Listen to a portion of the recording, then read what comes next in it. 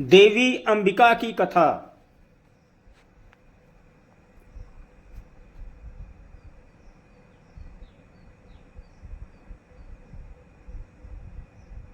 दोस्तों, कहानी है देवी अंबिका की कथा। देवी अंबिका ने महान असुर राजा शुंभ के गर्व को चकनाचूर कर दिया था जब उन्होंने उसकी रानी बनने के निमंत्रण को ठुकरा दिया था। इसके बाद उन्होंने उसकी सेना को 2 बार और परास्त किया। अंत में शुंभ ने हजारों की सेना लेकर उसके खिलाफ चढ़ाई की। अंबिका ने काली और शक्तियों विभिन्न देवताओं की दिव्य शक्तियों की सहायता से आक्रमणकारी को हराया और उसे भारी नुकसान पहुंचाया।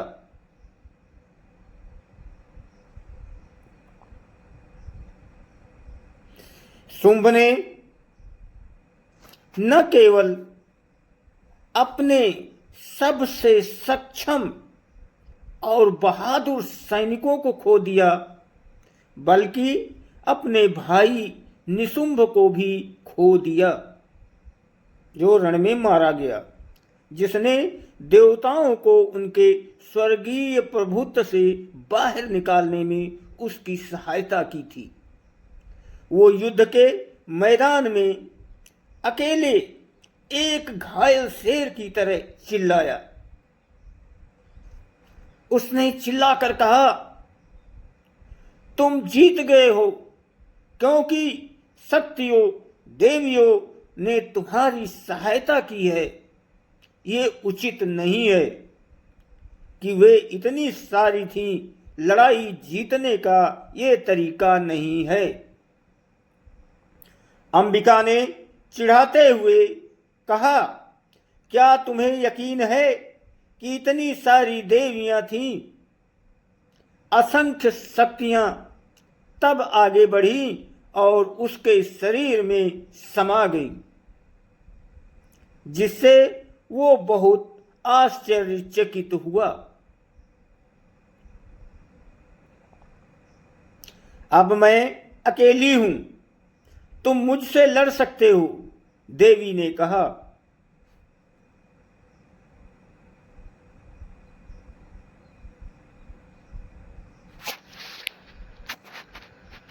पुण्य की देवी और शक्ति के भूखे असुर एक दूसरे की ओर बढ़े। देवताओं और असुरों के सामने तीर चलाते और चकमा देते हुए तथा भाले फेंकते हुए शुंभ अपने पौराणिक तलवार को लहराते हुए आगे बढ़ा, जो 1000 सूर्यों की तरह चमक रहा था। अंबिका ने बाणों की बौछार से जवाबी हमला किया, पहले बड़ी ढाल को और फिर उसके दूसरे हाथ में तलवार को नष्ट कर दिया। शुंभ ने अपनी कमर से एक बड़ी गदा निकाली और उसे उस पर घुमाया, माता पर। उसने कुशलता से वार को टाल दिया और आगे बढ़कर अपनी बंद मुट्ठी को उसके सीने पर दे मारा। वो अचंभित रह गया और अपने विस्मय के परिणाम स्वरूप गिर पड़ा।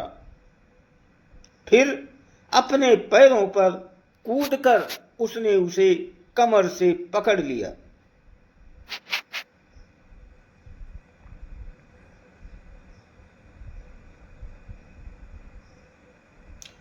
शुंभ हिल गया, लेकिन उसे कोई चोट नहीं आई और वो अपने नंगे हाथों से उसका गला घोटने के इरादे से आगे बढ़ा। अंबिका ने जमीन से एक भाला उठाया और उसे उस पर फेंक दिया। भाला उसकी छाती में घुस गया, जिससे वो बेहोश हो गया और जमीन पर गिर गया। उसके लिए सब कुछ खत्म हो गया था। जब उन राक्षसों ने अपने स्वामी को मरा हुआ देखा तो उनकी सेना बिखर गई और सेनाएं तब तक भागती रहीं जब तक वे पाताल लोक अपने अंडरवर्ल्ड घर तक नहीं पहुंच गईं। तीनों ग्रहों पर शांति लौट आने पर पृथ्वी के निवासियों और देवताओं को राहत मिली। ये शांति लंबे समय तक बनी रहेगी। सभी ने हवा में हाथ उठाकर अंबिका को सलाम किया, प्रणाम किया, नमस्कार किया और उसकी प्रशंसा की। दोस्तों, कहानी को लाइक और सब्सक्राइब जरूर करें। आपकी बहुत मेहरबानी होगी। आप सभी को बहुत बहुत धन्यवाद और बहुत बहुत बहुत प्रणाम।